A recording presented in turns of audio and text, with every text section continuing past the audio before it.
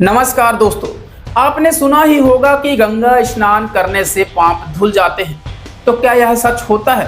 क्या सच में पानी में डुबकी लगाने से हमारी आत्मा शुद्ध होती है? क्या सच में गंगा स्नान करने से हमारे पाप धुल जाते हैं? अगर हाँ, तो फिर सोचिए कि वे लाखों लोग जो रोज गंगा स्नान करते हैं, वे लोग दुखी क्यों होते हैं, वे लोग परेशान क्यों होते हैं, वे लोग थके हुए महसूस क्यों करते हैं।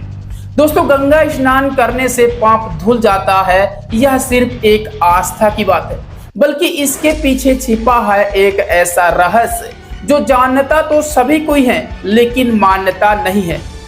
दोस्तों, गंगा नदी न सिर्फ एक नदी है, बल्कि वह हमारी एक संस्कृति है, एक आस्था है, एक कहानी है और हमारी एक आत्मा का प्रतीक है।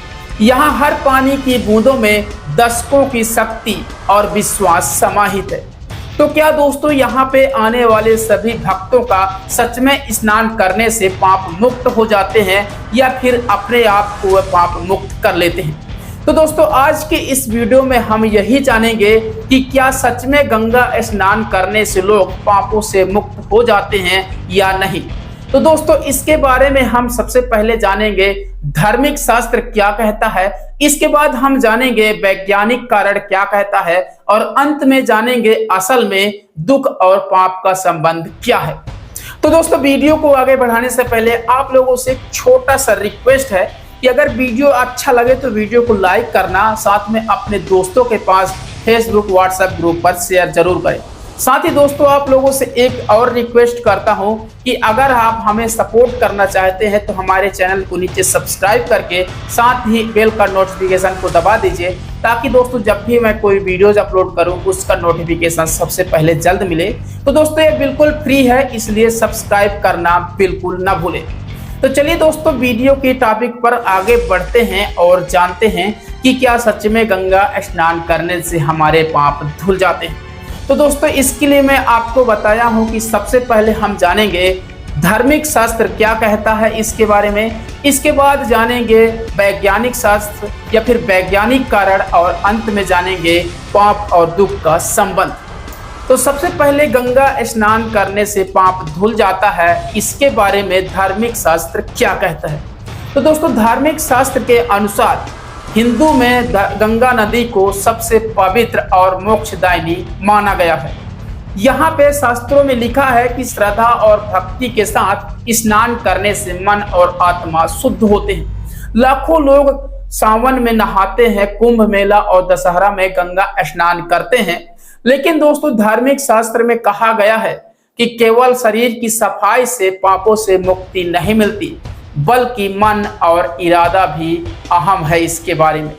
तो दोस्तों, हम बढ़ते हैं उस सवाल की ओर जिस सवाल को सभी लोग जानना चाहते हैं कि आखिर धार्मिक शास्त्र में गंगा में स्नान करने से क्या सच में पाप धुलता है।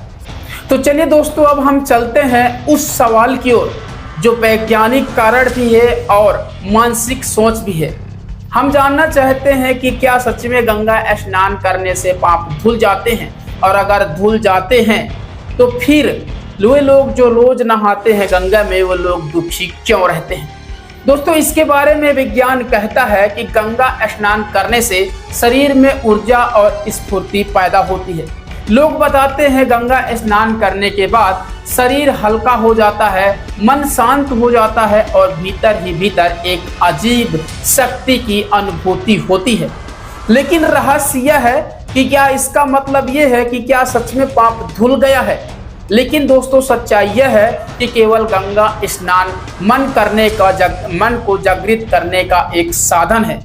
असल में मुक्ति तब मिलती है जब हम अपने मन, विचार और कर्म को शुद्धि पर ध्यान देते हैं। दोस्तों, यही कारण है कि लोग गंगा स्नान के बाद भी दुखी होते हैं। दुखी इसलिए होते हैं क्योंकि भीतर की उलझन, भय, चिंता और बुरे कर्म केवल पानी में डुबकी लगाने से खत्म नहीं होती। गंगा स्नान सच में कहूं तो एक अदृश्य दर्पण है जो आपको आपके कर्म, विचार और भावों को सामने खड़ा करता है। जब तक आप अपने जीवन में सुधार नहीं लाते, आप केवल पानी में डुबकी लगाने भर से सच्ची शांति और पाप से मुक्ति नहीं पा सकते। यानी दोस्तों गंगा स्नान सिर्फ एक साधन है, वास्तविक परिवर्तन तो आपके मन और कर्मों से आता है। पानी शुद्ध करता है, लेकिन आत्मा की शुद्धि आपके कर्म और आपके सोच से होती है। और यही वही रहस्य है जो बताता है कि रोज गंगा स्नान करने वाले लोग भी दुखी रहते हैं, क्योंकि बाहरी सफाई पर्याप्त नहीं है, दिल के अंदर और अंदर की सफाई जरूरी है। अगर सच कहूं तो दोस्तों गंगा स्नान एक आध्यात्मिक दर्पण की तरह है, जहां पर पहुंचने के बाद ही लोगों को आभास होता है अपने बुरे कार्यों के बारे में, अपने बुरे कर्मों के बारे में और अपने बुरे विचारों के बारे में।